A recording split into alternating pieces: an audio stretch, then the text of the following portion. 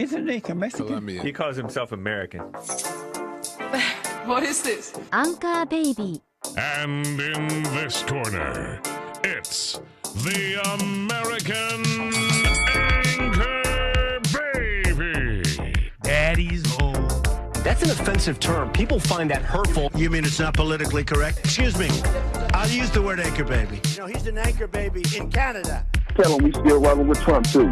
Anchor baby, the whole thing sounds horrific. You're just making it sound like immigrants are these horrific, greedy people. Ustedes pueden aceptar mi negocio o aceptar las consecuencias. Plata o plomo. So you would be considered white, in my opinion.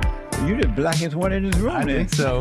And what happened was his mama got pregnant on the other side of the border. And then a few hours before, just before it was time for him to pop out, she jumped across the border and let him fall on American soil. So he became the anchor baby. You don't call him the anchor baby for nothing. Amazing. We like this anchor baby, right?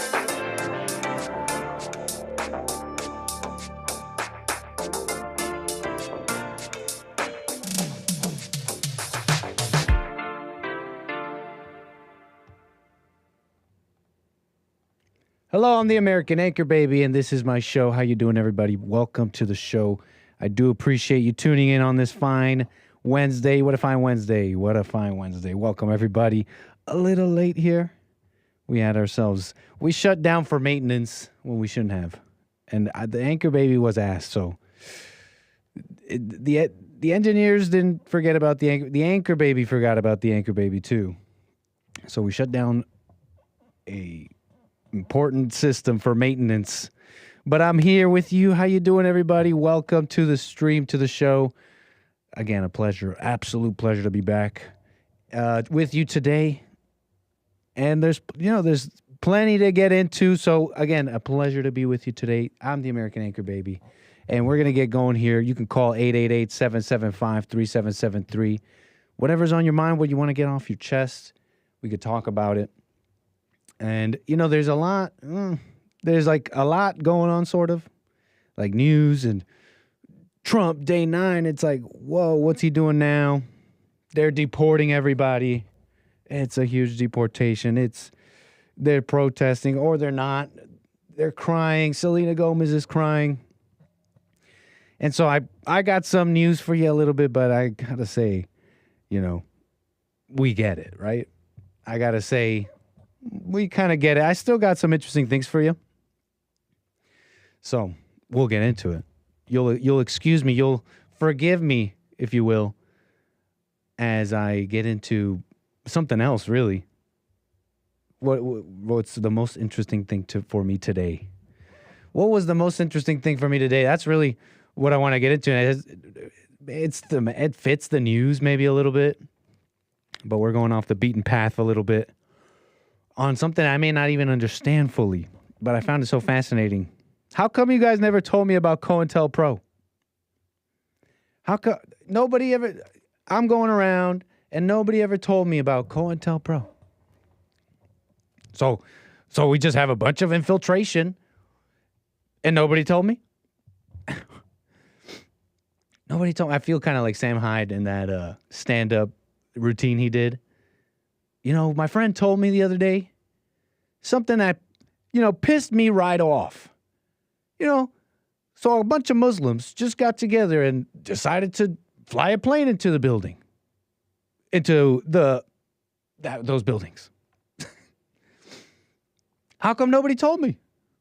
So you're telling me a bunch of Muslims, they got together, they got into a big old 747, took the controls of a 747. And then the bits of their passport fell down, and that's how they found out who was in the... How come nobody told me? How come nobody told me about 9/11? That's not my bit. That's Sam Hyde, but that's how I feel about COINTELPRO. What the heck is Nick talking about? You're going to enter my mind here. We're doing this loosey. We're doing this goosey. We're taking a chance. But I found this so interesting. It involves some of the most basic... It involves what everybody's going through. And there are these fires that have been ignited in history. And we're seeing those embers reignite. And it's it's presented to us like a brand new fight, like this grassroots fight that's about today, about what's happening. But it's an old fight. They're just reignited old embers, ideas of old angry people passed down simply because the people can't see. And I hope you find this as interesting as I did.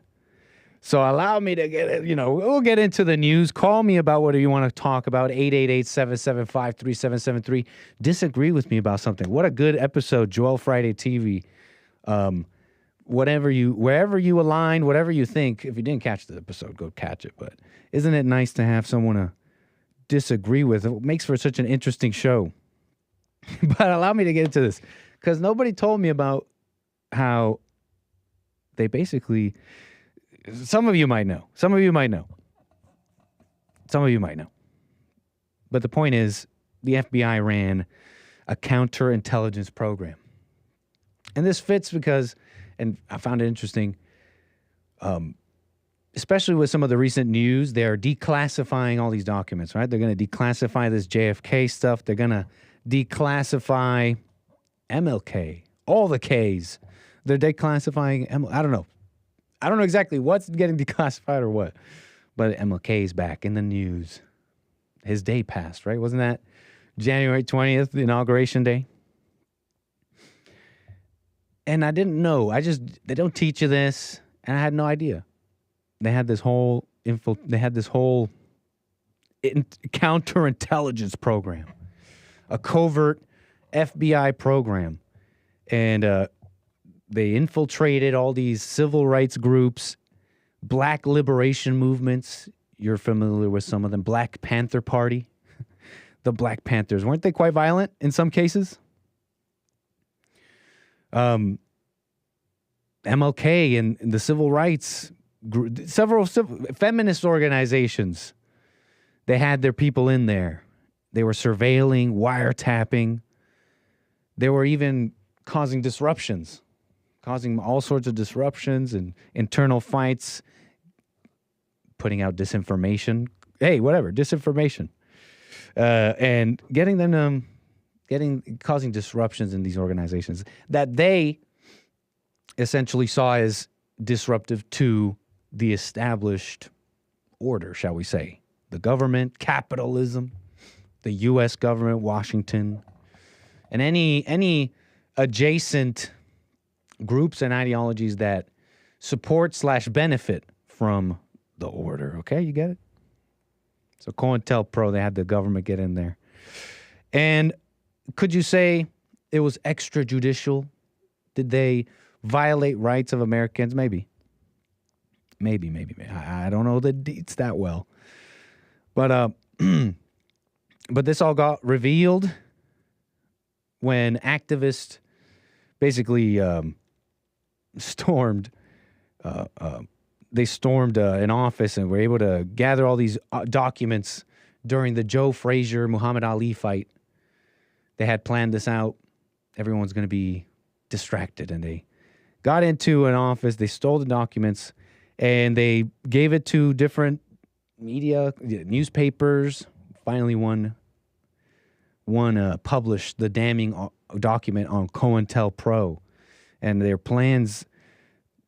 all their plans to investigate different people, right? Even spying on Martin Luther King. And why I found it so interesting is there's like these fires I'm talking about lit up by old angry people. You think that the stuff going on today, people out there protesting in the streets, that, again, you think it's like they thought of this. They thought this up, and it's really a mixture. And the key ingredient is anger. The key ingredient is an angry, wicked person. Okay, not a victim. So these fires I'm talking about, they were lit up. They're really old stories, and just enough time has passed where a generation is just unaware of what has happened. You know, you have conservatives. It feels like the right wing today. They talk about, but what's going on? right? The shadow banning in 2016 onwards. The government just doesn't do what the people wants. They'll say Democrat, Republican, same thing. They only have an impression. And it's like I'm there too, going like, I have the same impression. And nobody told me that this is an old story. This already got sort of dealt with, and we're in the aftermath of it. We're acting like it's not, like we're not. That this impression we have of infiltration and it's not exactly just grassroots. Where's all this money coming from? This was already investigated, and it was found out to be totally true. Or in a lot of cases, true. There are discrepancies, gray areas. You can argue with me if you want. But there were legitimate concerns. There were legitimate concerns of destabilizing forces. These destabilizing forces that they found out were not just that they found out were deeply funded by the Soviets, the Chinese Maoists at the time. This is from 1958 to like 1971. You got to understand. And it's an old fight. It's an old conversation. It's anger. It's someone else did it to me. My problems are someone else's. And it was like it was somewhat revealed, and it seemed like, at least for some time, even though there was many who were saying this was extrajudicial, COINTELPRO is proof the FBI is against the common man. It's like they're investigating, they're going against our rights. But from what I gather, and maybe someone else can tell me, I don't know, this was 50s to the 70s. We got any old heads in the chat? A shout out to the old heads. What was I saying? Shout out to the old heads. That these old conversations, the old conversation of anger, what was I saying? It seems like, from what I can tell, from what I gather, is that a lot of people were disillusioned, even young, maybe initially passionate supporters kind of died away. And then they grew up a little bit. They got jobs. Some got married. I don't know. What are they? The boomers? Was it Gen X? Whatever. One of these generations. Maybe a mixture. And then they forgot. And then the world forgot. And the cycle continues. It's so interesting because these fires of history, it's not history. It's a pattern. It's a pattern. And I hope you're seeing what I'm seeing here a little bit. It's this pattern that plays over and over again. Power, or what you call power here in this world, its end is to keep itself alive, and anyone benefiting from it will work towards that. And then you have those that don't, and then they go against. It's like an autoimmune response. It's built in. It's not anything that we're doing, and yet we think we're telling our own story, that we're fighting our own fight, and that we really believe we are controlled. Am I making any sense? So you see in these power, how these infiltrated groups in America, that it wasn't a grassroots thing is all I'm saying with that. And that this was already investigated, and then everybody forgot. And then now we're here. They're out there protesting, saying, we got to bring down this capitalist order. They're out there protesting in MacArthur Park. I got clips for you. And they're out there protesting, saying, we got to bring down this capitalist order. That's why they're deporting people. That's what this government is doing. And they're just repeating something that already got dealt with, that was already revealed to be just a bunch of angry people and money. So it's really an old conversation about that your problems are someone else's fault and anger. Okay, so it's a crazy thing. They're into it, and it continues to get a lot of people's imaginations, and the key ingredient is angry. Angry people have to get all activated to get into this civil rights, Nobody told me that right in school. MLK was spied on like this, and it wasn't this grassroots thing. And it just takes a little bit of examination to realize it's true. The civil rights thing didn't start with him. It was already built. It already had layers and agents and money and organizations. He was just the face of something, and he came later. And he's the face of what? He was the face of what? Of anger. So, anyways, all this to say, Jesse was right. You get it? It's like some of y'all still don't believe him. Jesse's basically right. Okay, it's anger. That's the core of it. The wicked heart. That's what I really found the most interesting today, and seeing some of these protests and all that. It's this pattern of this struggle that keeps going on with people, and it's all just anger, right? They think it's like a real thing, and you think you're out there thinking for yourself. So, anyways, the stabilizers. Here's how I see it too. There is a number of forces, should you call it, that are stabilizing forces. They're the government. They're trying to maintain stability. And these destabilizers, they want to reshape society. And they're always talking about the racism, that they're racially oppressed, it's sexual oppression. It's all these different groups. And they just tie them together. How do you tie them together? That's something I never got. You'll have these people out there protesting. I'll show them to you in a moment. You're like, what is bringing them together? It's this amorphous claim of we're oppressed. And you realize the only thing that brings them together is hatred. It's that like simple. You know what I'm saying here? It's really that simple. The heart is wicked. And you got to overcome. So let me pull up some of this stuff because they're out there protesting in MacArthur Park. And this is really kind of probably be the cycle this week. What Trump is doing, the deportations. I mean, you honestly get it, honestly, at this point. There was something interesting about this particular moment here. It's filmed by Channel 5. They're out there, MacArthur Park. Not nice. Los Angeles. And they're out there protesting. You get that part.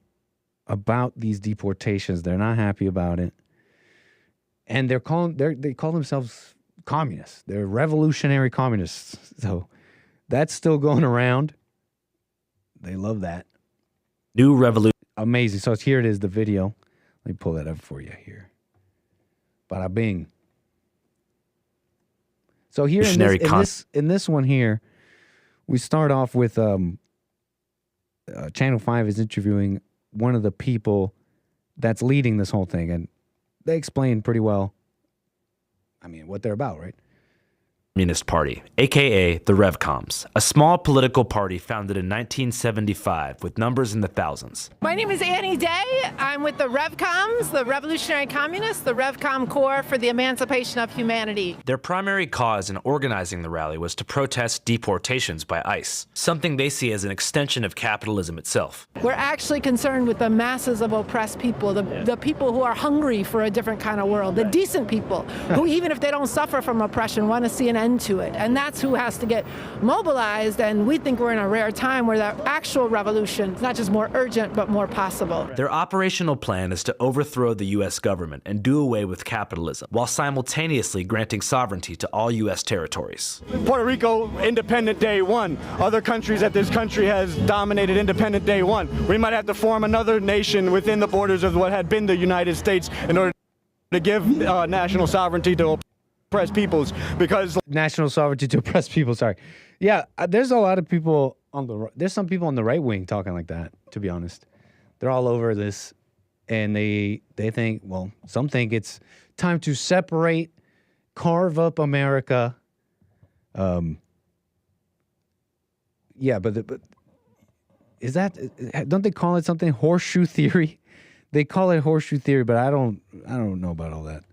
Where you can go so far one way, you end up going the other way. If that makes any sense at all. Like, I guess you go so far. I don't know what these political theories and all that. I don't know, political science, isn't it? I feel like it falls short of anger science. I don't know what I'm talking about. You know, when you frame it with left, right, and horseshoe theory, if you go too far right, it all makes more sense when it's like, are you doing the works of the devil or not? It's like, again, people have risen up repeatedly for liberation, even in Puerto Rico and everywhere. And they've had their heads cut off every time they lifted up, including directly by the U.S. What was it about this part? I don't think it was exactly this part. I was just giving you an intro of these communists out there protesting, all angry. You can see them all activated. He's got it in him too. They're just these people who want to be liberated. They just want to be what? And when they say the people who want to be liberated, it's like they'll say it's like the women and the minorities, but also everybody. It's actually everybody. We're just oppressed by the oppressors. So just join us. It's this government. It's always so unclear. I hope you see that there really is like how do I put this? It's like when I see all this stuff about COINTELPRO and the organizations and the infiltration, the communists that exist today, and they continue. It really is a combination of corrupt actors in the world, but they're getting the true orders from anger, from like wickedness, their mind, and just being angry and hateful, and then whatever conclusions they come up with their mind, and whatever person they heard and they believed. And however many people all believe together. And now you got a whole bunch of weak people in a group, which is easier to do than you think. They just have to be angry. And you get them to believe a lie. I hope you see that, right? I hope you see kind of what interested me here. It's like Satan really operating through people. That's what communism is. If you will. Satan operating through people, and how it's happening in your life. Believing lies. And they've had their easily it can happen. So check this out. They get to this part later where he's talking to that lady again, and I think in this one we get a better view of just how angry they are, maybe. I forget. The project of human emancipation. If you were to look at communism throughout history, what do you think are the most successful examples of communism in application? One is the first revolution in the Soviet Union that lasted from about 1917 to the mid-50s. And the second is the revolution in China from 49 to 76. And both of those revolutions was the first time the slaves stood up and like cast off the yoke of oppression and exploitation and were heroic. And in that process of actual building new societies, there were also errors. The so-called cultural. We know a little bit about that, right? We may not have been taught in school, but it's been some time. I think some of us are a little aware of this, no? Revolution. But she was pretty bold with that. Hey, I feel like usually they stay away from that. But she was pretty bold. Hey, no, I'm talking, the ones that killed millions of people? Yeah, those were heroic. And the slaves, they took off the reins of oppression. Is that proof maybe slaves shouldn't do that? Slaves, love your masters. Masters, love your slaves. Isn't that like a love of stability too and order a little bit? And it's like, it's just wrong. Don't you know it's just wrong? You can tell me what, you can't be king over me. And so let's undo that. Millions dead. Is that like proof that we, how do I put this? Call me a monarchist. I don't know.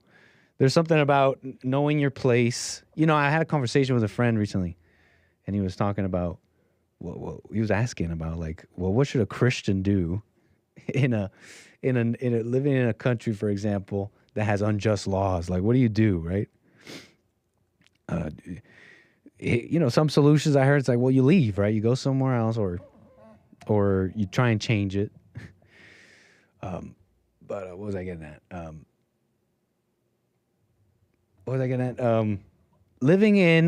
Trying to be moral in an immoral environment. What was I getting at here? Hold on. And the second is the revolution in China from 49. Oh yeah, millions dead. It's like, isn't knowing your place, knowing what you can and can't affect and change, isn't that part of maybe more directionally closer to Christianity? Dare I say? What do y'all think? Turn the other cheek, knowing what you can and can't change. It's like, no, we are being oppressed. They're doing stuff to us, and we're changing it now, even if it's violence. And that is the conclusions of these people. It's always that. Whatever it is, whatever ideological beginnings, you start with these people, and they'll say, well, this nation or whatever colonized, and blah, blah, blah. It always ends with violence, right? It always ends with major violence. And any ideological underpinning of reason is kind of thrown out, really, because it's always concluded with a justification of violent overthrow. Like, you gotta violently overthrow. You just have to. I don't know what to tell you, but maybe that's wrong. Even if the government is immoral. Maybe in rising up out of anger, you become worse than the so-called evil rulers whose authority was maybe given to them. I don't know if I quite understand this part of the Bible, but authority was given to them by God, right? All people in authority. It's like maybe in their overthrow, it's like you become just as evil, if not worse, because of anger. Isn't that what Jesus talked about? No? Wasn't he like really focused on you, like you and finding the kingdom within and not everybody else? Like, isn't the road wide for destruction? So, so you get what I'm saying there, right? The overthrowing, even in their whatever moral underpinning, if you overthrow in anger, you become worse, I think. And isn't that proof? So she's bold, and I see calls coming in. Thank you so much. 888-775-3773. We could talk about anything you like. This is just what interested me. We just got finished with that lady. What was she saying? She was bold in what she was saying about what she supported. I think I'm done with her. I think I'm done with her in the video. Honestly, I want to get to my calls. So, anyways, ain't that a little interesting with history and really the patterns of people? Aren't you stuck in a pattern in your life? Aren't you stuck in a cycle, a pattern? Have you noticed that? It's a cycle. This pattern plays again. It's like you go along with what you think is good and love and what gives you stuff and things that you could use, like a stabilizing government. And then eventually you turn on it because they or this did something to you. You feel bad and you're missing stuff in your life. And so you now turn on them. Turn on this concept, turn on this person, turn on your own life, and then you think you found the answer. And then it plays again. Don't you see the pattern in your life? Do you see a cycle? That's how this happens. That's how millions die. Because you're stuck in a cycle of thoughts, hate, blame, and victimhood. 888-775-3773. I want to get to my calls here. I do appreciate you holding and waiting. I got Jaden out of California. How you doing, sir? On the air. What's up, banker baby? How you doing? Welcome. Is my audio good? Coming in clear. Nice. I had a question, but I just heard what you were saying while I was on hold, and I think it's very interesting. If you look at slavery in America, yes, the whites back then, they were like violent towards the slaves. They hated the black people. They had hate, you know what I mean? They hated the black people. They beat them. They whipped them. They were violent. But once it was over, the black people who forgave had good lives, and they didn't. George Washington Carver, he became a billionaire. A lot of blacks had good mansions and everything, right? The ones who forgave, but the ones who didn't forgive, now they've BLM. They've become the white people who were beating them. Now they're just beating the white people back. Like, they're literally, I've seen a video of these black kids kidnapping a white man. Yeah. And like torturing him for like 5 days. That's what the white people did to the blacks.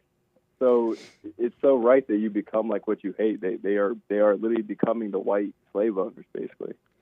I love I'm glad that you said that, man, because it's just so true. It's just true. It's just simply true. If you forgive, your life gets better, and it's simply because you're in agreement with good. Like, how can I put it better?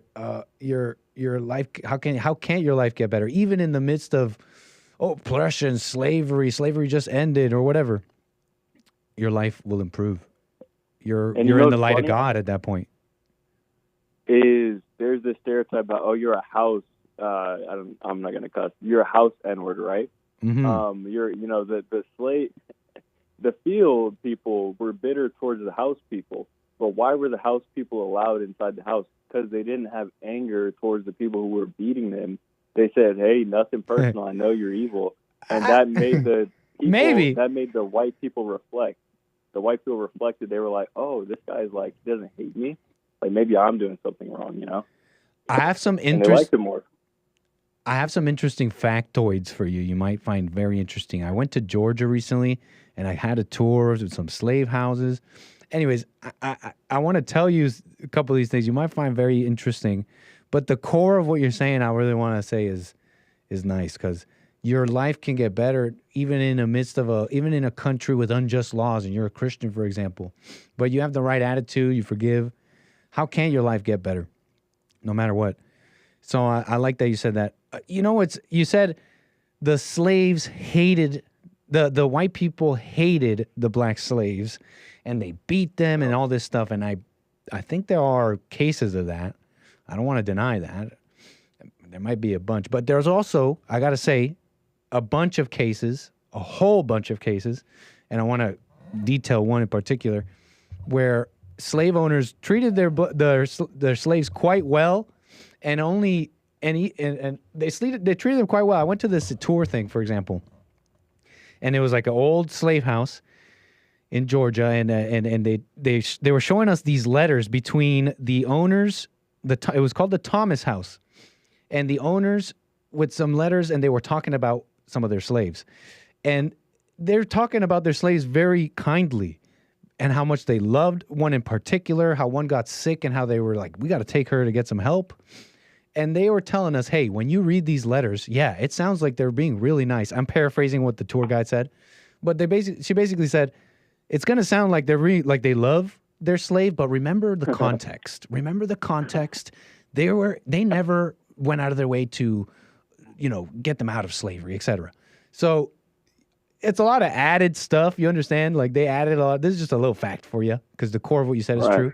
But they add a lot of stuff in history, man. They're trying to get us to hate the slave owners and all that. And it wasn't exactly how they told us.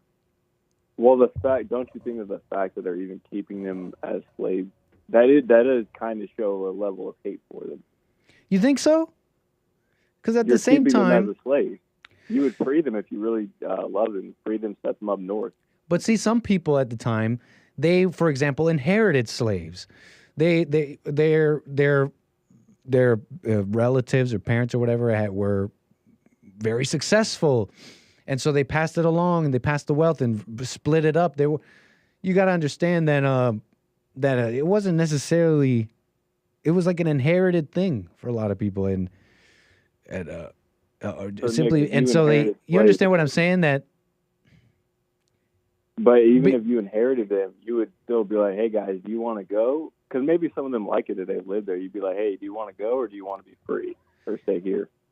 Maybe. If you really love it. I don't want to discount what you're saying, but you gotta understand the fullness of this. And when you understand, and even now, can we say we understand the fullness? We weren't there, but when you understand a little bit more, you see how some of those comments are a little silly, because take it in how, in many cases, releasing these slaves would be killing them. It would be like killing them in some cases. Either because they were unable to take care of themselves, or because they would be released in an area where maybe they weren't. And in this case, I leave an asterisk. They wouldn't necessarily be killed, but they would be in an area where they wouldn't be free. They weren't free citizens. They were, they had different laws in different states, even during slavery. And I just want to say one more thing, and I got a question for you. But isn't it funny how we've reached a peak of equality after the civil rights, and now 2000s, like black people are equal, bro. In fact, but now we're kind of slowly going backwards, and they want black only spaces. The liberals want black only spaces, so we're kind of like sliding backwards, totally towards segregation again. No, totally. It shouldn't be lost what you're saying here. How the liberators and the civil rights people are, in their anger, are really just as militant, and if they had the chance, would do the same, if not worse, to white people or anybody else. Well, I think MLK would be rolling over in his grave if he saw that they wanted black-only spaces. Like, these Democrats wanted black-only spaces, and then they're using his name for, remember Martin Luther King? He's like, what the hell? I don't know. Maybe he would be like, I gotta say, man, my impression of MLK now, with what I know, and it's not even I know I read some declassified documents. It's really simple, especially when you frame it with the truth about an angry heart is a wicked heart, and anyone with anger anyone with anger blames others. They'll say someone else is the fault, that it's someone else's fault that you're in the situation you're in, right? That's kind of like the core of an angry person. Would you agree? Right, yeah. So they don't focus on themselves. Yeah, totally. MLK was into black grievance, that it was America's racism that had put blacks in a certain position. He really would sound, if he was around today, he would sound like Al Sharpton, I gotta say. I don't know about that. Yeah. Because I know Malcolm X was definitely like that, but he was a Muslim. But Martin Luther King, I know he taught to forgive the white people because he was a Christian. He had white people around in his home. They were eating dinner, and he did the peaceful protest. Malcolm X was going out telling people to, beat the police up and stuff. Martin Luther King, he wanted a peaceful protest. Right, so, right. He had maybe rest on my ass. No. And look, you have great. Your impression is not entirely unfounded. It really isn't. Where the key details lie is, for example, the Black Panthers, for example, were more of a insurgent, more of a violent armed conflict, right? But their core thinking was still black grievance and black liberation, that blacks were oppressed, to summarize. Now, MLK, he came along, and the forces behind him were groups like the NAACP, right? And stuff like that. I know. And now their whole strategy, their whole style is not armed conflict, but ideological and democratic political conflict. So you're not incorrect in your impression that MLK, he didn't want violence, he wanted peacefully. But yeah, you can peacefully, democratically vote and what's that word? Protest? Subvert peacefully and lawfully. You understand what I'm saying? Yeah.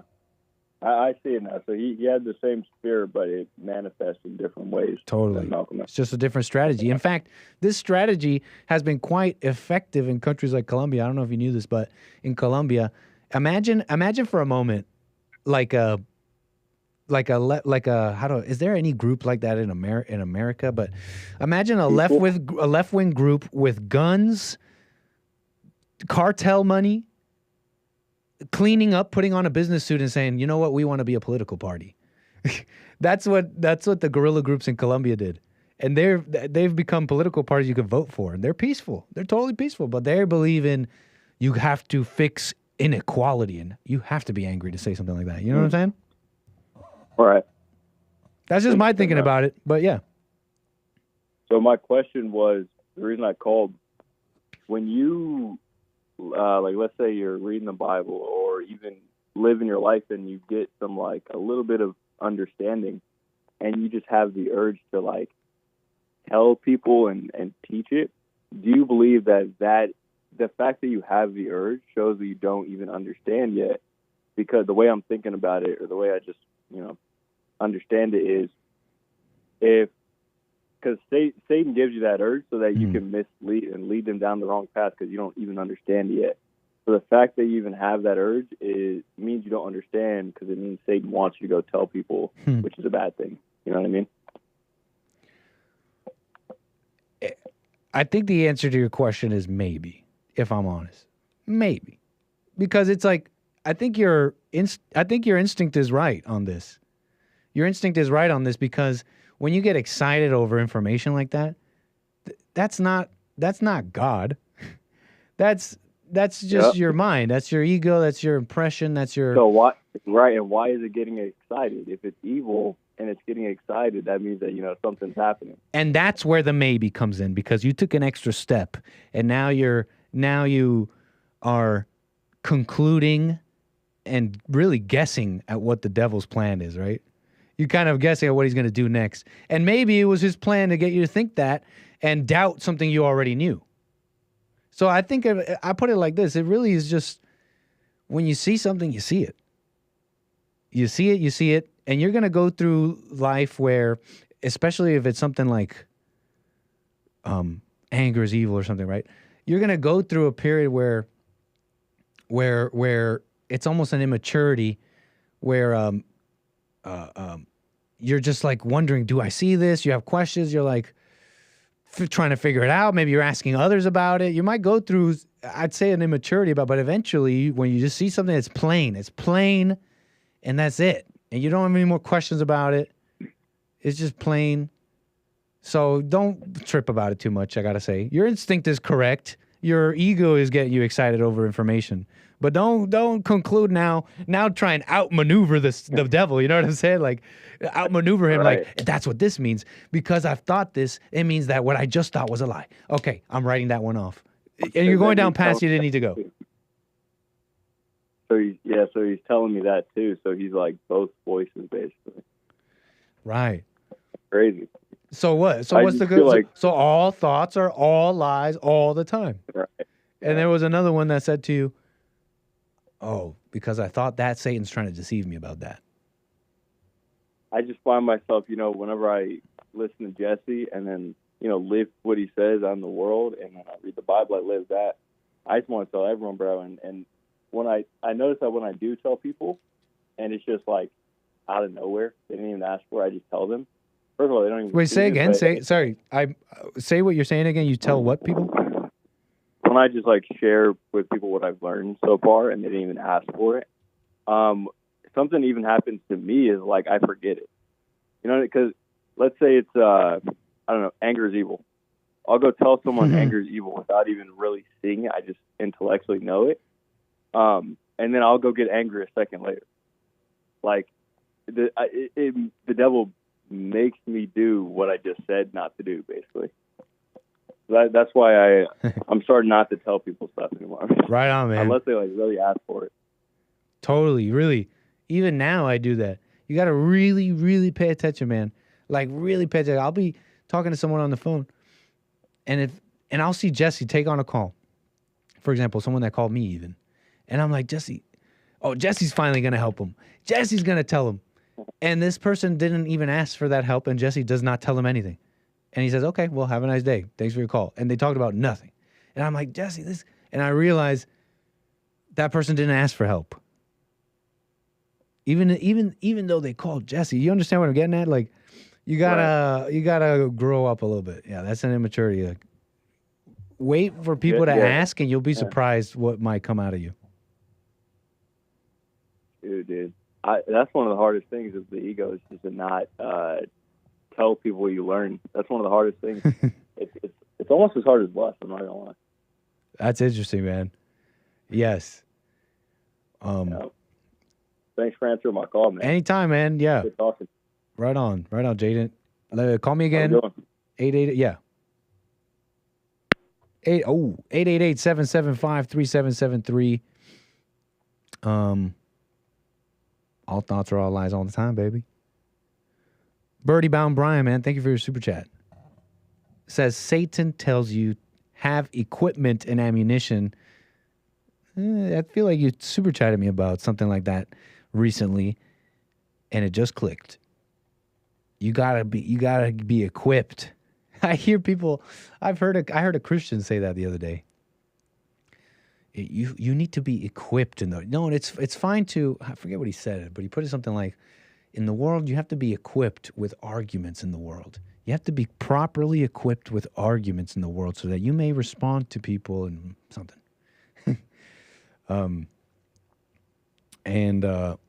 I laugh out of, I don't know, I laugh out of part of me knowing that that's silly. I laugh out of trying not to cry for knowing that that I equip myself.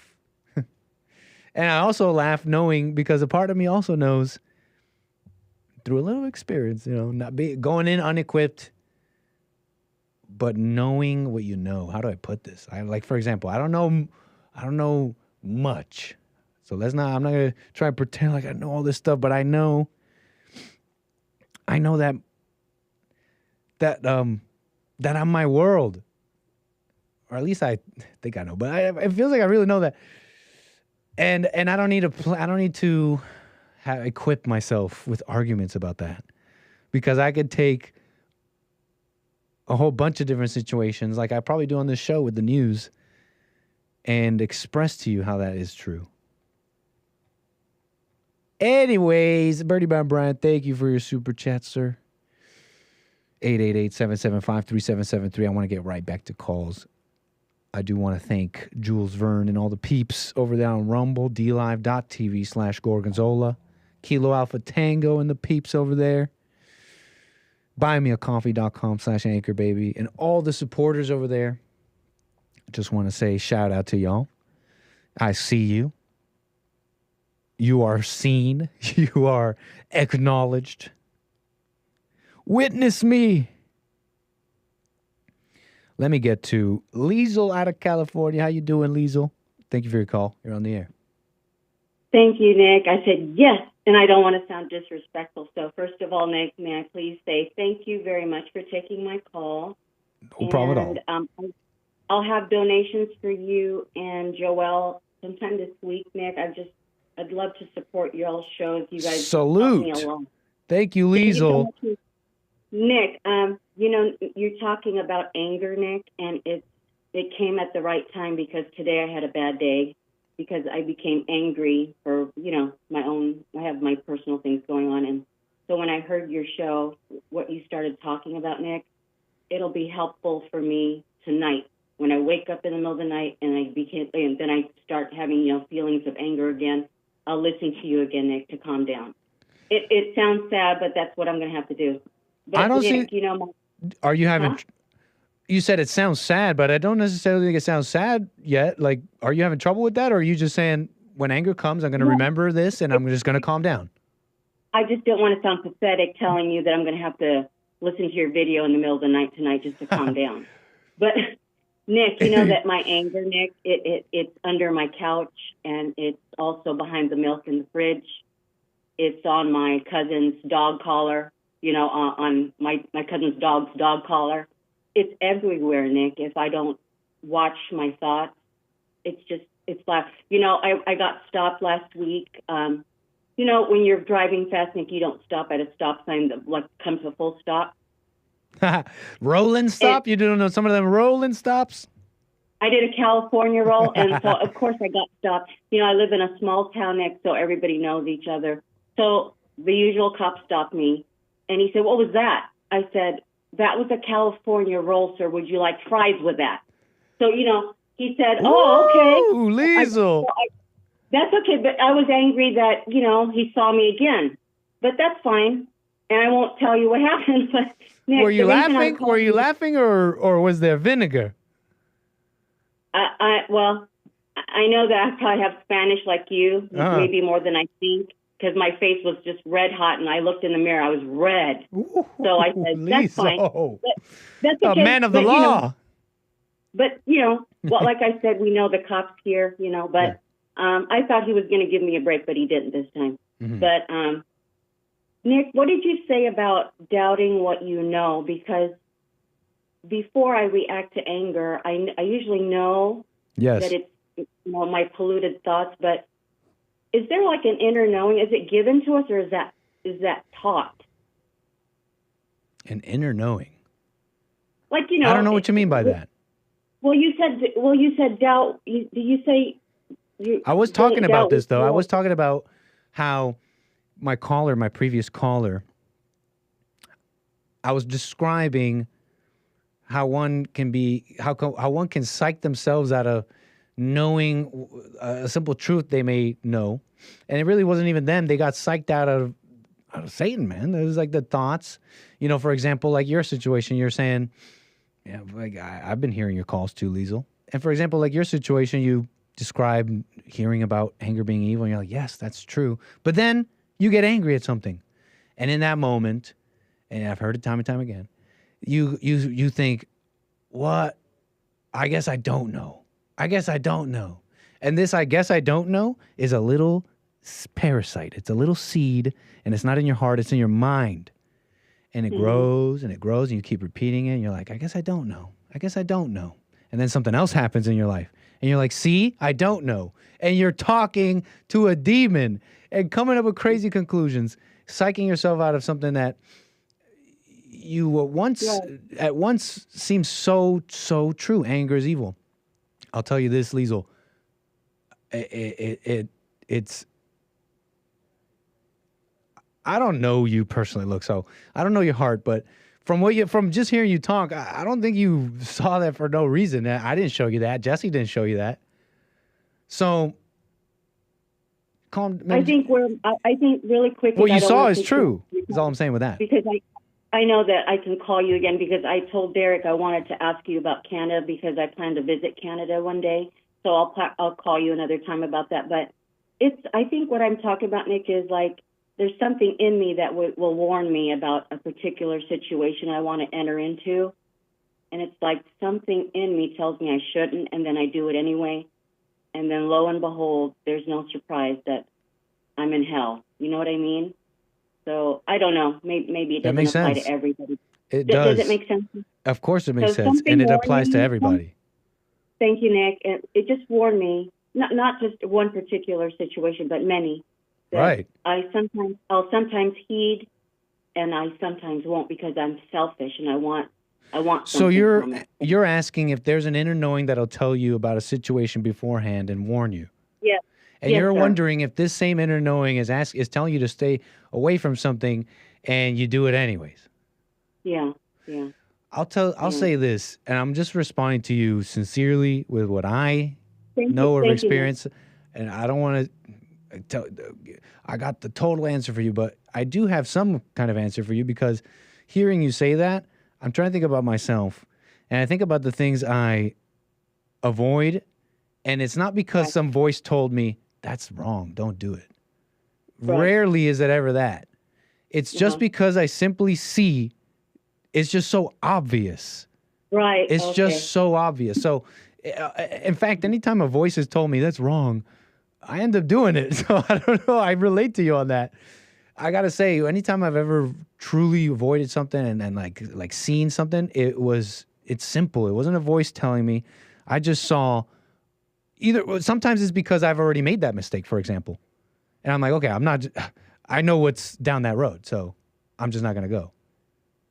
But it wasn't because a voice was telling me, I got to say. Sorry, Nick, but you're right, Nick. Now looking back, and I can't lie to myself, I saw it, but I still wanted it. Do you know what I mean? Totally. It's awful.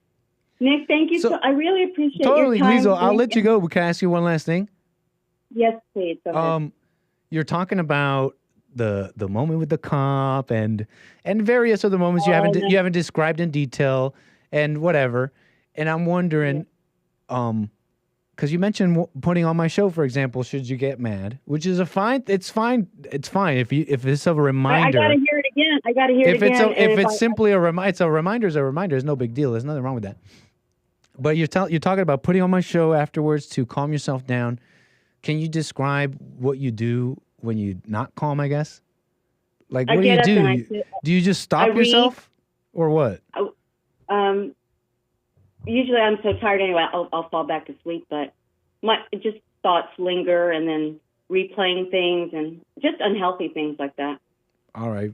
I think everybody can totally understand what you're talking about, Liezl. And I think you know the prescription, if you will. Not that I'm any kind of doctor, but you got to stop right away. You can't stop sipping. You're just taking little sips. And it's like, you just got to just drop it. You're like, I'm thinking about this, thinking about that. Okay, let me just stop. And if you got to do that 1,000 times, do it. I will, Nick. I'll remember you. And Nick, I just want to say thanks a million for taking my call. And I'll call you again about Canada, Nick, and I'll make sure I call me again. Thank you, Nick. Bye. No problem. 888-775-3773. If you want to talk here about whatever you like. So I want to get to what I want to do here. It's not just illegal. It could be more than just illegal. And I've had some people call me and they're like, shout out to you and your fam and all that. Like, I'm not here wishing for anything. If you're sitting there going like, you American voters, and you're looking at your family members getting deported and you're saying, you voted for this. It's like, we just voted for law and order. So don't take it so personally. And maybe this will be flipped on me in the if not in this administration, maybe a future one. We'll leave the sweating for that future. For the future is not here yet. I'll tell you this about what I want to say about the illegals and these reports. It may not just be criminals, is what I'm saying. It is just illegals and some denaturalized and deported individuals, but it's overwhelmingly majority is illegal. Okay, they illegally entered and they now gotta be removed. And it might not just be criminals. We're getting some whispers and rumblings. And the thing with whispers and rumblings is sometimes where there's one roach, there's more type vibe. Okay, so look, what I'm getting at is I got a number of different reports, TikToks, anecdotal individuals, all reporting on and describing, all in different parts of the country, reporting on and describing a situation. It might not just be the violent criminals getting deported. It might just be it might just be Theo, who's been here for decades. He just works, he always hides from the cops, but he's a fine guy. Like, I don't know much, he's just been working his life. He doesn't have any, it's that. It's reports that it might just be, basic illegal, not just people with a criminal record deported before. Various reports coming in. White House announces all illegals in America now have a criminal record because invading is a crime. And you saw that. I think was it Pam Bondi? Somebody in the administration made that clear. It's like, you're here illegally. That's already a crime. It was a reporter asking them about, what are you going to do with the people that don't have a criminal record? And they made it clear, whoever it was from the administration, that, you came in illegally, that's a crime, you're a criminal. For example, this one, video's going around saying, it's not a lie, they're going house to house. This is, look at the scenes, the harrowing scenes, them going, this is what I was asking for, fellas, though. A little more door kicking in, if you ask me, a little more front door kicking. But, house to house, this is what I wanted to see. What is this, Nazi Germany? What is this? We got the smoke alarm beeps. I can't even tell you, confirm exactly. They don't even say anything in this video, but that's the caption. They're saying ICE is going door to door, baby. Police here. And so, yeah, that's like some of the reports. There's another one. Shaken migrants deported by Trump issue stark warning to others after returning to Colombia. Oh, wait, hold on. Do they have a better video here? I thought they had a translated one. But here's you know those Colombians they sent back?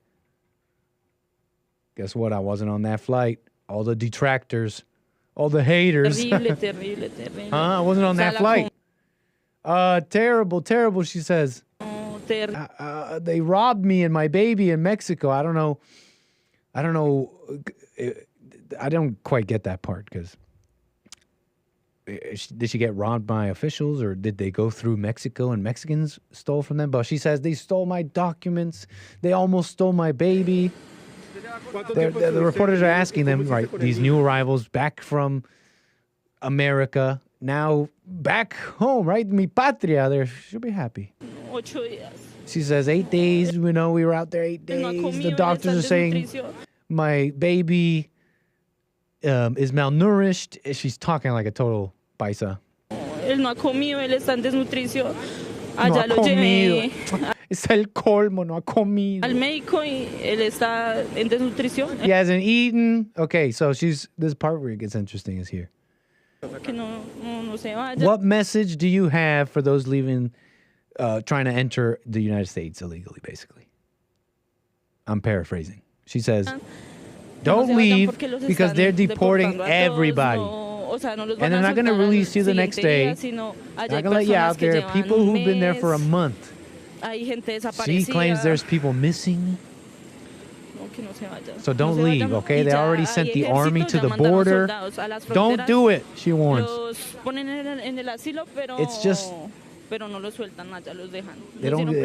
not convenient anymore, okay? It used to be a good deal. It may not be a good deal no more. Pero duré 8 días allá donde, sin comer bien, los tratos eran horribles, nos levantaban, mejor dicho, como si fuéramos... Talks like a Colombian. But anyways, yeah, we were mistreated, she says, and malnourished. I didn't get to eat well in 8 days, and that's the story, though. But she's saying they're getting everybody. Nos esperaban que nos durmiéramos y a la hora nos despertaban, nos gritaban, algunos les pegaron. This guy's... La atención médica prácticamente tocaba lastimarse para que nos dejaran salir. This guy's from the city. This guy's from... El trato fue muy malo desde el principio. This guy says su merced. This guy's all fancy from the city, the way he talks. But look, okay, I'm telling you about separate reports. Here's another one. That is not just those with a criminal record. I can't tell you for sure. But if Trump is anything like the administration is anything like the first one, for example, I'm trying to remember, and I don't want to inaccurately report this, but I remember these reports that came out saying it was like alarm bells, like, hey, did you guys know Trump was also like cutting down significantly the number of legal visas allowed? Guys, they're not even making any noise about this. They're doing this, in the background. So I hope maybe that's happening here where they're like, yeah. And like they said at the White House, you came in illegally, so you're a criminal. That counts as a criminal. And we didn't make a lot of noise about it. We got Tom Homan, our bulldog Tom Homan on the news saying we're going to go after the violent ones. But we got our team on it going after the criminals, which is all. Okay, so I can't confirm, but that's what they're saying in this TikTok too, for example. They're not just getting people with criminal records. They are doing checkpoints. And with the immigrant, so this is what happened. Yesterday, my mom got pulled over at 10 a.m. outside of the house. But my mom is a citizen. She does have a citizenship to America. So they pulled her over and they advised her that they have a checkpoint and that they need to see her driver license or documentation. So my mom showed her ID and they let her go. This morning, my dad was pulling out to leave. My mom was going to meet him out in the front because they were going to take the same car, but they were just going to park the other car out on the street. Blah, blah, and blah. As my dad was pulling out, a bunch of undercovers, pulled him over and asked down him on for the ground, driver down on the license ground. and said, we are doing a checkpoint. We need to see, driver license, etc. Obviously, my dad is an immigrant. My dad does My not name is Blanca. have documentation. So obviously they detain my dad. So, and they got him. Okay, are we gonna go this whole thing? Through, not even put them in the jail. They're gonna detain them at borders to pick up whoever is illegal, is an immigrant, Bow. and send them straight through. Not Bow, even bow, put them in bow. the jail. They're gonna detain them at the Las Vegas Detention Center. All the immigrants that are already there, they're gonna go drop them off in TJ. He left his phone in the truck. Luckily, the ICE detainee or police officer let my mom take his phone back so he can call us when he does get to TJ. So they met her at the gate. And that's the story. Okay, we get it. Okay, these are separate reports. You're seeing this. It may not just be illegal, and it is interesting. You know, I'd say some might say it's like, why? They're working. They're, I don't know, bringing in money or whatever. I heard the illegals, for all the work and taxes they pay, because, right, they buy stuff, right? They buy stuff, so they pay taxes there in some cases. In other cases, they have businesses. They have ITINs or whatever. I heard they have full-on businesses, and they're even documented and pay taxes in some way. But I heard that they're, through, you know, despite all that, they're a net negative. They're a net negative. And what they take out, I'll say this though, like about the family members or whatever being deported, it's like, how do I put it? It's false. How do I put it? It's like, you understand it's at its most basic that people are just reacting to their familia, right? It's like, that's my uncle though. Well, my uncle's been here forever to get, now he's got to go. I want him here. That's my uncle. That's my family. It makes me cry. It makes me sad if he's not here. That's my XYZ. So you get at its visceral, most basic. People are just like reacting.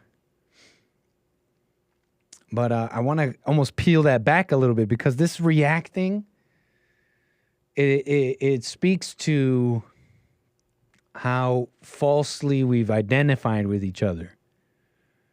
You've heard it before. You are your world. Who said it? You heard this one already. You are your world. And here you are, where your uncle's getting deported. And it's like, this hurts me. This is hurting me. You can still live your life. You can still have a great life. Your uncle could still have a great life. And this is not a, I'm not encouraging this, but there's like legal pathways, sponsorship. They still got that pesky chain migration, you know what I'm saying? So is it too much to ask your uncle, who kind of knew for a long time, maybe one day this is all kind of going to change, to figure it out? Is that too much? It's like, it's not personal. It's not personal. It doesn't have to be personal. And it's a funny thing that we make so many things personal. We make other people's problems our problems. And we call it love. Don't you see that? Isn't that interesting? There's more than just politics. But I want to get to more callers here. CSAL. Whoa! CSAL, you're going to have to wait. Move aside, CSAL. Although your super chat is just as appreciated, CSAL. But Liezl is coming in strong with a very generous super chat there, Liezl. I thank you for that. Says, thanks again, Nit. Everyone who supports, I always appreciate it. And when someone is so generous like that, they're really showing their support for Bond and the message. Helps us keep it going, guys. That's all we're doing. We're in for the long haul, baby. We're just putting in the message, eh? So thank you, Liezl, for the support. It doesn't go unnoticed. And CSAL, we didn't forget about you either, okay? So you got a little super chat there, too. I want to get to you. You're saying here, por favor, no le hablen a ICE. Por mí. No quiero tacos anymore. CSAL, a.k.a. the Brown and Frank. CSAL is out there somewhere in an undisclosed location, somewhere out there in America. Consider this for a moment. Somewhere out there in America, there's a few maybe, Latina Brown and Franks waiting to be saved. Shout out to the Brown Anne Franks out there in some basement in America, hiding from ICE. She says, por favor, no le hablen a ICE por mí. Don't talk to ICE for me. And she says she doesn't want tacos anymore. And are you wearing a disguise? She uses the disguised face emoji. Cisal, no here. I don't want no tacos. I hate tacos. No, Mr. Ice, I don't like tacos. I hate tacos. Excuse me, we're looking for Cisal. No, here. I hate tacos. I hate tacos. We're looking for Mrs. Miss Cisal. No, taco. No, I hate tacos. All right, let's keep it moving here. In fact, let's get to this call. Mateus out of California. How you doing, sir? Nice to hear from you. Man, hi. Good afternoon, Nick. I'm going to share on something that, since I've met you guys, you and Jesse, how you opened up my eyes. Yesterday I was in the sauna, and a black guy, and there was a guy wearing a MAGA hat and a Great White Hope shirt. Ooh, nice. Black guy, he was wearing a Great White Hope shirt? Like it said Great White Hope? Shirt. He was wearing a Trump shirt. Okay. Yeah, you got me good. Yeah, and the story's good, though. But the black guy, he just kept shaking his head. And then he just starts yelling at the guy. He's like, take that damn hat off. How dare you wear that up in here? And he got ghetto on him, and he started telling him, you white cracker and all this. Wow. And then he said, that guy's a racist. How could you vote for him and everything? And I noticed the guy, he's not white. And the guy didn't say, he took a minute of the lashing, and then he goes, are you not paying attention to me? I'm Native American. He's like, look at my tattoos. They're all Native American symbols. Are you not paying attention? And he's like, well, he's like, you don't even know what you're talking about. And then the guy just left, and all it clicked in me was Bond. Was Jesse always talking about how a lot of people with fear and anger, they just get told one thing and they run with it, and they actually go around preaching and running with their anger, and they think they're right, and they have all this evidence, and they have no evidence. And I was just like, wow, man, when your eyes are open, you just see it different. And I was just like, wow, that guy's just yelling at the guy and he has no clue what he's talking about. It was just somebody said, every time you see a MAGA hat, it's racist. Let's do something about it. And I'm just like, wow, man. Interesting, man. Damn, it's so true, though, that people's behavior is really, it's all the same thing. It's way simpler than people make it. It's not all these stories. It's not all this story. It's a man controlled by fear, walking into a room whose thoughts told him he now has an enemy in the room, and this enemy challenged his identity of whatever it is. And I didn't even meet this man. You're telling me a story about him, and we know that this is what's going on with all people. And I hope that the ICE stuff. Yeah, please. That's what's going on with all that ICE stuff too. That they're just hearing, they're deporting everybody. They're not deporting everybody. It's criminals. Calm down. Wait till it happens and then say something. But I love you, Nick. I gotta disconnect from this trailer. No problem. Shout out to Terry Strange in the chat. I love you guys, man. Take care, Mateus. Yep. 888-775-3773. Yeah. Did he do it in the sauna? That's a good question. He was in the sauna and they were fighting? It's like, bro's wearing the MAGA. Bro's wearing the colors even in the sauna. Bro's wearing the Great White Hope hoodie, the MAGA hat in the sauna. And it's getting soaked. And he's like, what? People are looking at him like, and he's like, what? MAGA. He's wearing the colors in the sauna. I don't know if that's if that's a detail of the story Mateus just said, but I want to believe it is. So it is that way. Simply because I want it to be. That man was wearing his MAGA hat in the sauna. I'll tell you that right now. But yeah, we wearing the colors. Okay, so what else did I want to say about this San Francisco sanctuary, blah, blah, blah, blah. They want to keep the sanctuary cities. Okay, let's move on. The onesies. We got to get into this. Bernie Sanders. It's probably fine for Americans to line up to get a meal. Bernie Sanders, okay, they had a big old hearing, okay? And it involved RFK Jr. Congress. And Congress was asking the tough questions, the deep questions, the important questions. Bernie Sanders was asking him some tough questions, and we got to get into it. The onesies. Do you support the onesies? These were words uttered in the hallowed halls of Congress. So basically, RFK Jr., controversial pick, they say, for Secretary of Health and Human Services. That's Trump's pick. And he is going through all these confirmation hearings and all that. And this is when the people in the government ask him all the questions. Are you really going to be a good health Secretary of Health and Human Services? They don't think he's going to be. They think some of his ideas about health are a little kooky. And I don't know, personally. I like that questions are being had. Maybe some of these, how do I put this? I wouldn't say RFK's kooky or not, because I just don't know. I do appreciate questions about established methodologies. And what am I talking about here? Well, the health system at large. You get people like Bernie Sanders, and they're basically telling RFK, you shouldn't be questioning these stuff. This stuff has saved lives, okay? We're talking about vaccines. You want to plunge us back to the dark ages? But these things were created by more competent people, a more competent system. I would like some investigation. But here, I got to conclude, I don't know if RFK's ideas are kooky or not, but he says he supports vaccination. That's what he says. RFK Jr. supports vaccination.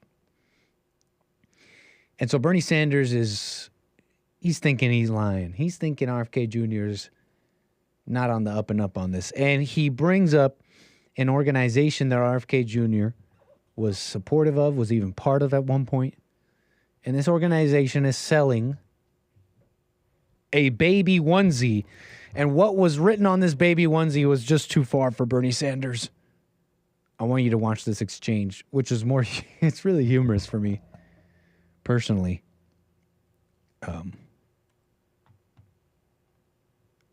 Hold on. Here we go. You have started a group called the Children's Health Defense. You're the originator. Right now, as I understand it, on their website, they are selling what's called onesies. These are little things, clothing for babies. They're for One babies. of them is titled Unfaxed, Unafraid. Next one, and they're sold for $26 a piece, by the way. $26, by the way. He really doesn't like that it's sold for $26. He keeps bringing it up. It's like, by the way, it's $26. Next one is no vax, no problem. Whoa, bro. You're coming before this committee and you say you're pro-vaccine. Just want to ask some questions. And yet your organization is making money selling a child's product to parents for $26, which casts fundamental doubt on the usefulness of fundamental doubt vaccines. Can you tell us now that you will, now that you are pro-vaccine, that you're going to have your organization take these products off the market? Senator, I have no power over that organization. I'm not part of it. I resigned from the board. Yeah, that was just a few months ago. You founded that. You certainly have power. You can make that call. Are you supportive of this? I've had nothing to do with leadership. Are you supportive of these onesies? I'm supportive of vaccines. Are you supportive of this clothing, which is militantly anti-vaccine? I am militantly anti. Are you supportive of the onesies? Answer the question, yes or no. The onesies. This was said in Congress. Supportive of vaccines. I will. I want good science, and I want to protect. But you will not tell the organization you founded not to continue selling that product. Thank you. But what's wrong with the question? It's not saying don't take any vaccines. It's just saying like, okay, I'm not afraid just because I didn't do. Okay, maybe. Okay, it's saying it's unvaccinated. Okay, and right, like, where's Bernie Sanders coming at it from? Like, isn't this established?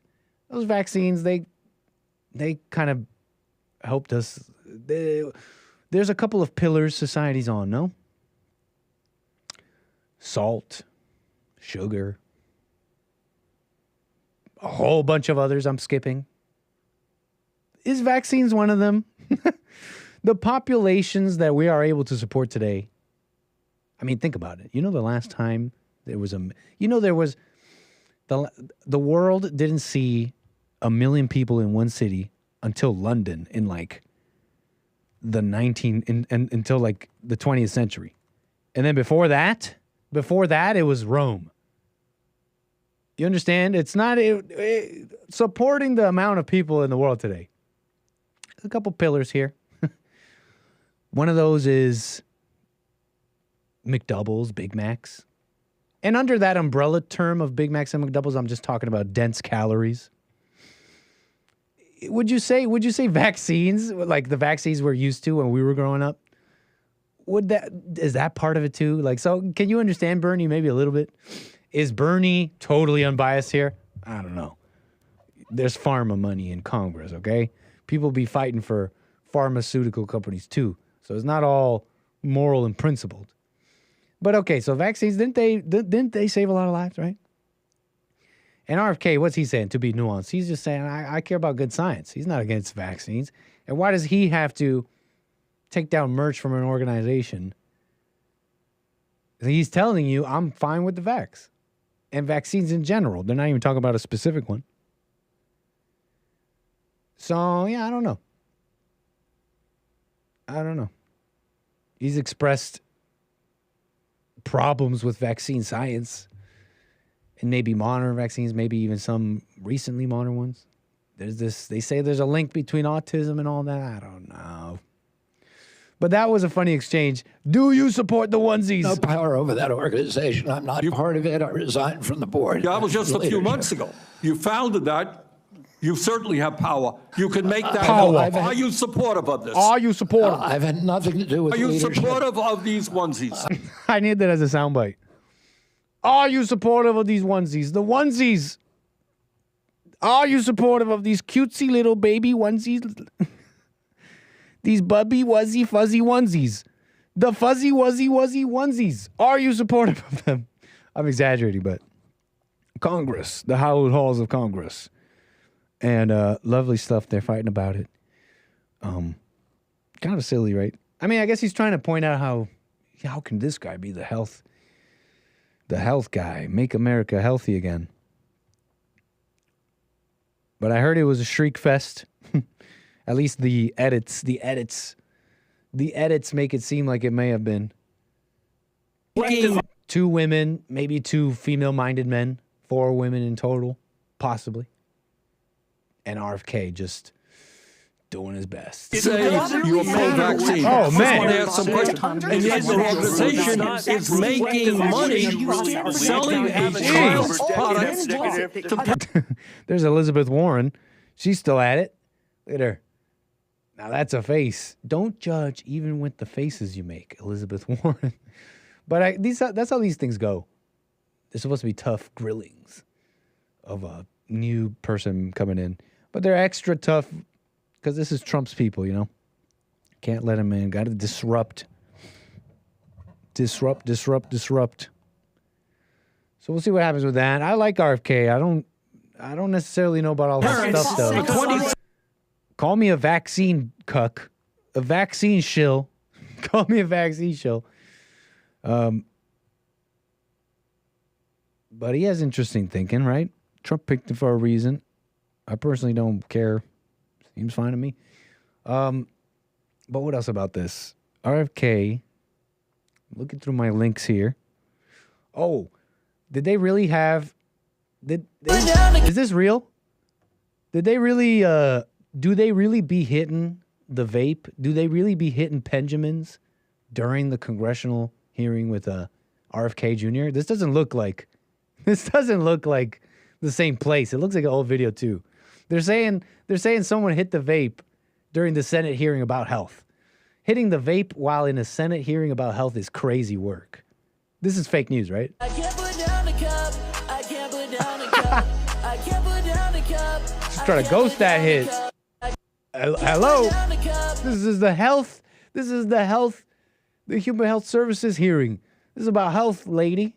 I really think this is disinformation. Whoever posted this, I gotta say, it doesn't even look like the same place.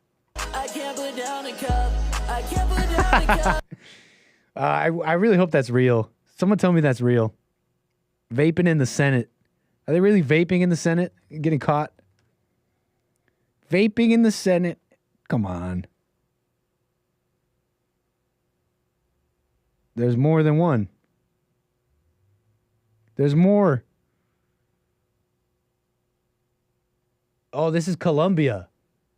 A lawmaker in Colombia was caught vaping. There you go, see?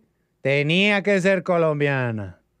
A Colombian congresswoman was caught vaping during a health reform session. So the tweet, the post wasn't incorrect. It was about health, but it wasn't America. It's Colombia. Oh man. Let's just watch this real quick. Let's get the audio on this puppy going. Let's go. Oh man. It's just news music. I thought we'd hear her talk and explain herself. She gotta hit the flume during the health hearing. So anyways, let's move on from that. Funny stuff. Had to be Colombian. So let's keep it moving here. Because talking about all this is not a terrible segue here. Trans. We haven't talked about this in some time. But it's over. There's only 2 genders now. And to think just days ago, mere days ago, there were countless genders in America. De facto. No. That's a joke, right? None of us believed it. So if none of us believed it, were there really multiple genders? Trump being pretty serious about what he's been saying. Executive orders protecting children from chemical and surgical mutilation. He didn't mince any words, and now it's not a pun. Mincing of words. We're talking about mincing of language, okay? Don't be crazy. Don't be dirty. The mincing of language. He didn't mince his words over the past few years on what he thought on this whole trans stuff, especially with the children, what he really thinks about it. He didn't mince words. It's mutilation to him. By the authority vested in me as president, by the Constitution and the laws of the United States of America, it is hereby ordered. Across the country today, medical professionals are maiming and sterilizing a growing number of impressionable children under the radical and false claim that adults can change a child's sex through a series of irreversible medical interventions. He's doing what he said, but he's not holding back on this. I thought it was pretty interesting. Because, why? Because it's one of those things that everybody's thinking, but nobody wants to say. Here we are talking about the government and who in the government and their responsibility. It's one of those things nobody wants to say because it would just be too mean or too... let's just let it go. It's easier to just let it go. We all know. And he's not giving into even a little bit of that. Not even a little bit, because it should be said.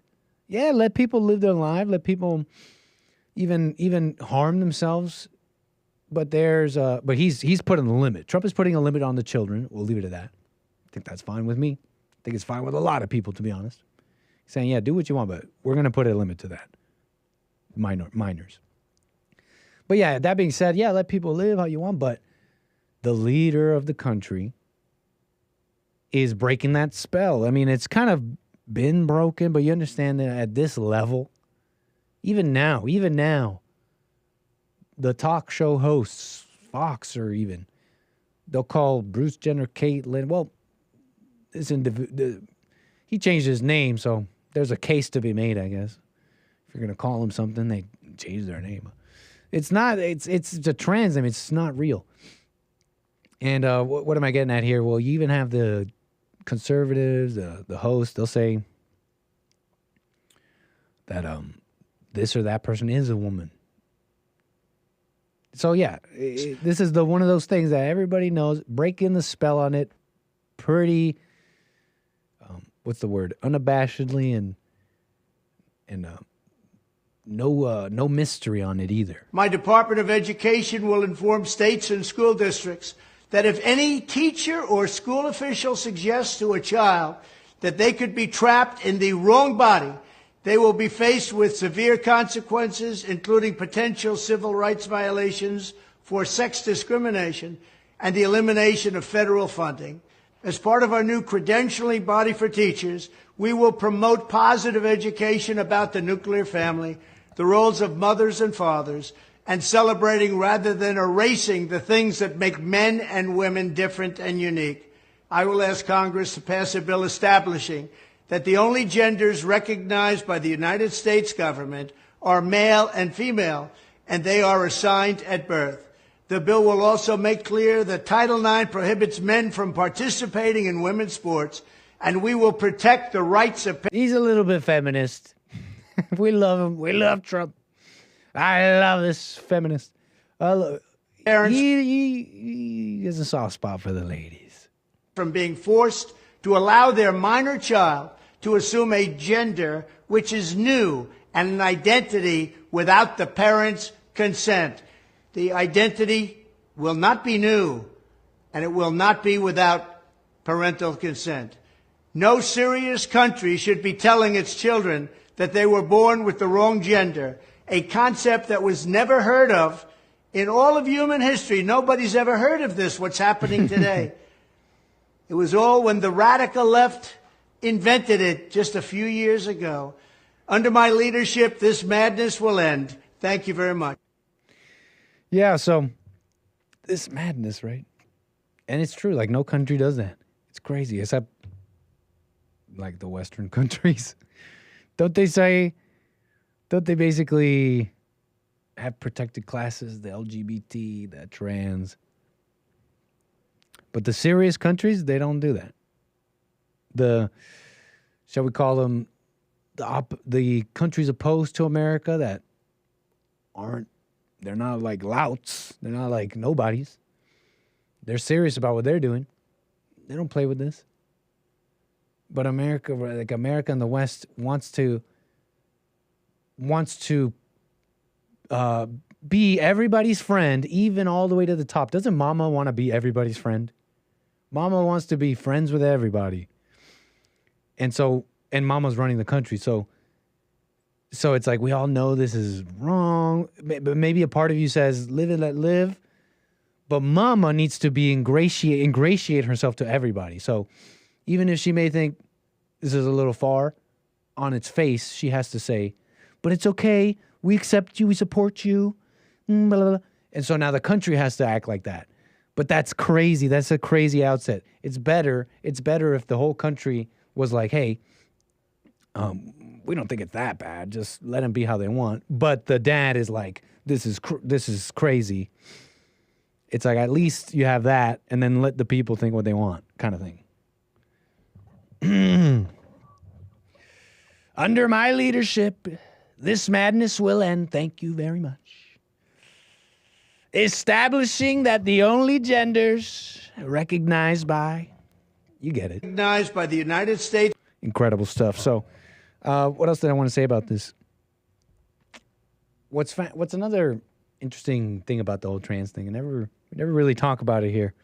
Because you get it, right? I almost got tired of the conservatives. Like, look at this crazy trans thing. It bears repeating, though, the important thing about that whole thing. The female spirit, it's like, it's so weird. How do I put this? Transgenderism. They really do know how women feel. That's one thing they're right about. You can't change your body like that. You don't just become a woman. Let's say you're born in a man's body. You can't change your body like that. But let's say you think, okay, my body's not that, but me, I, this part that's here, the one running the controls, that person is female or the other gender or whatever. And it's like, you know, one thing these trans people, whatever, they get right is they really do know how women feel. They really know how they feel, and that's all it is. Feelings and emotions. And that's as deep as trans goes. That's as deep as that identity goes. It's really not very deep at all. It's as deep as me thinking I'm great, me thinking I'm not great, me thinking I'm sad, me thinking I'm a loser, me thinking I'm a rock star, me thinking I'm loved or hot or ugly. That's as deep as transgenderism goes, as gay goes. You know, I saw a video the other day. It was these guys. They were like all together. Let me see if I can find it. They look like tough guys too, beards. They look like high value males, I gotta say. They look like some high value males. And they were talking about the Bible. And it's funny, you know, because someone brought this up to me recently on something totally unrelated, to be honest with you. But they were going around saying, Protestants, man, they're gay. And the Bible and the people who do this are gay. And this is gay. And these are like these tough guys. And they're trying to teach something here. They're like in a panel and they had the music. They're like, we're going to teach you about Christianity and living life better. And the whole thing, they just went around calling everybody gay. They're just gay. F this, gay this. I'm like, thinking about it a little bit, like, you know, it's like everybody's looking for peace. They're looking for a way out. I think Jesus' message, Bond's message is for the trans people. It's for everybody. It's for everybody. And you're not gay. You have your mother's spirit. You know how women feel. You have their mindset, their emotions. And you believed a thought. You believe something as simple as when you at home, you think of yourself all sorts of ways.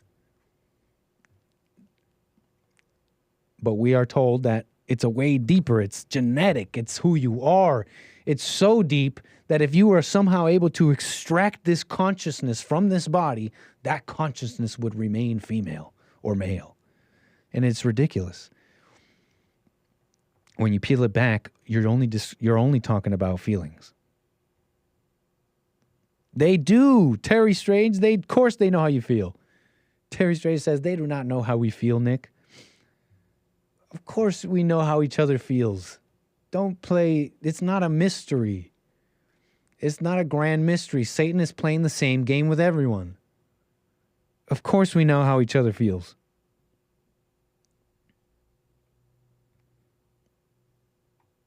Incredible.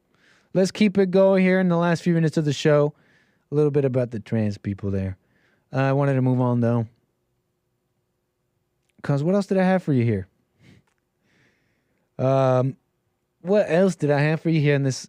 I guess this is the final story, shall I? Let's see if you see what I saw. Just checking all the supporters here. Thank you, Rumble. What's up, Jules Verne? Very active today. Nice to see you there, Jules Verne. Do you support the onesies?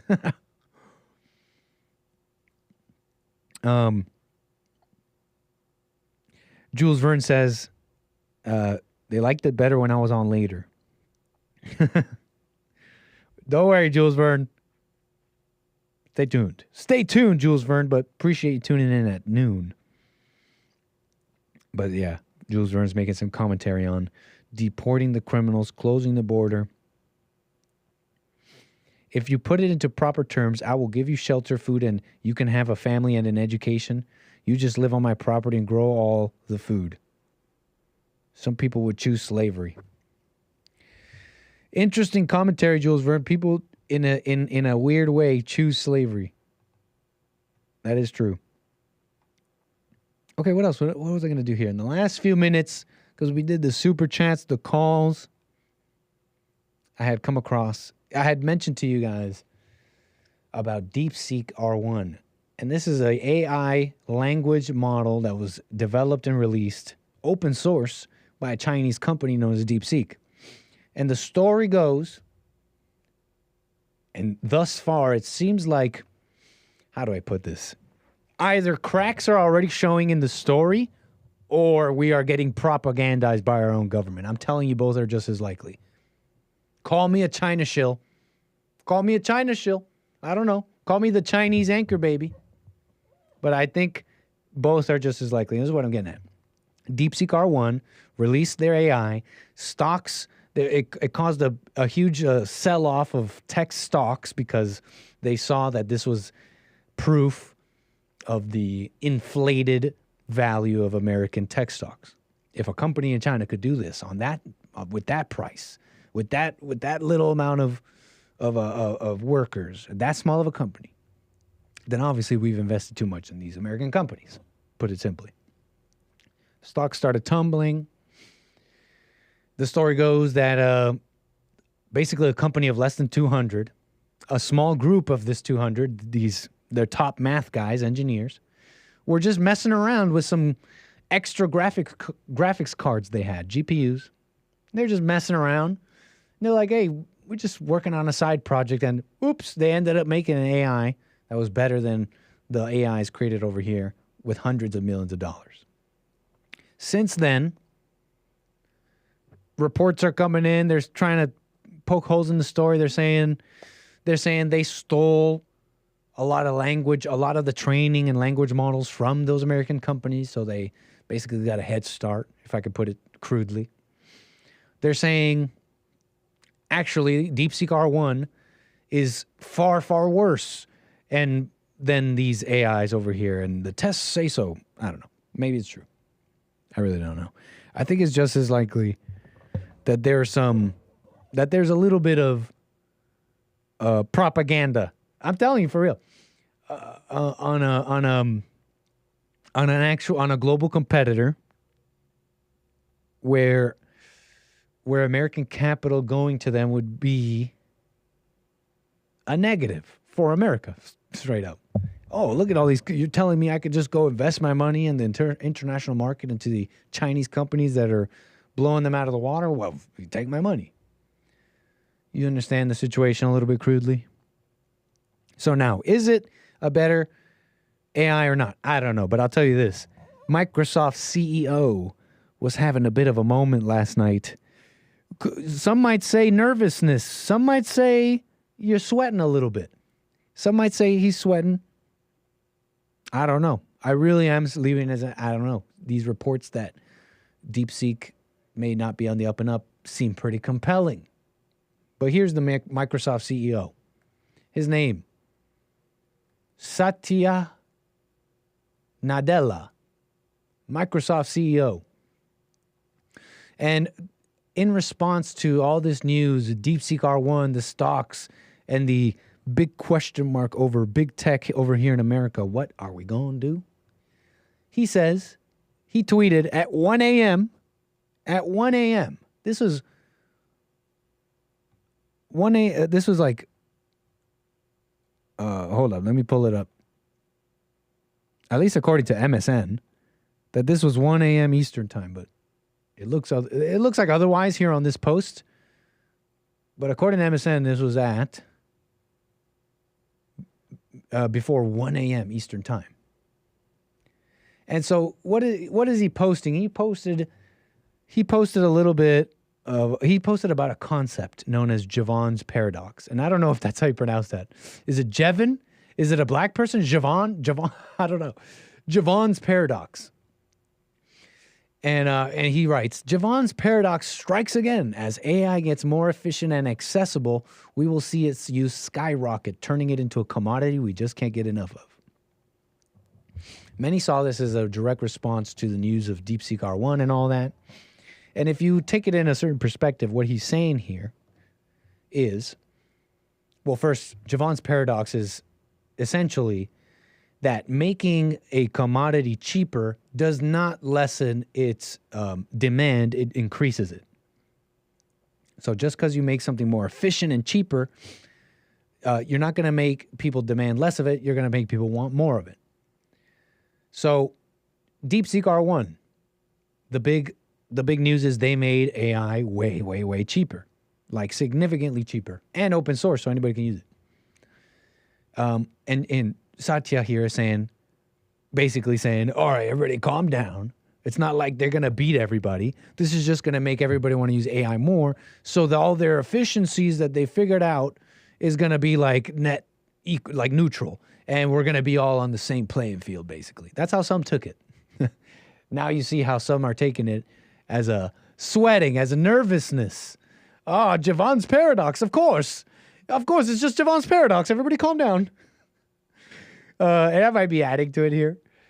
Who knows what actually happened? But can't you see Satan talking like that in your mind? Like, it's 1 a.m. and you're like, oh, and then a thought comes to you. Oh, yeah, Javon's paradox. Of course, Javon's paradox. Everybody calm down. Oh, of course, Javon's paradox. But of course, I should have thought of that sooner. Why didn't Satan give me this thought earlier? I didn't have to go through all those negative feelings.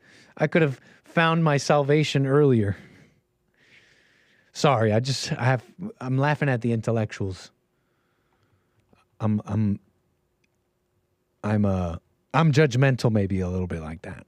All right, y'all, but that's just a little side story there to end off the show because we're done. That's the show. We did all the super chats. Squeeze the drops out of the whole show, folks, because I'm out. Take care. See you tomorrow. Thursday's upon us already so quickly. What can I say? I'm out. See you tomorrow for more American Anchor, baby. Until then, take care and see ya tomorrow. Bye-bye.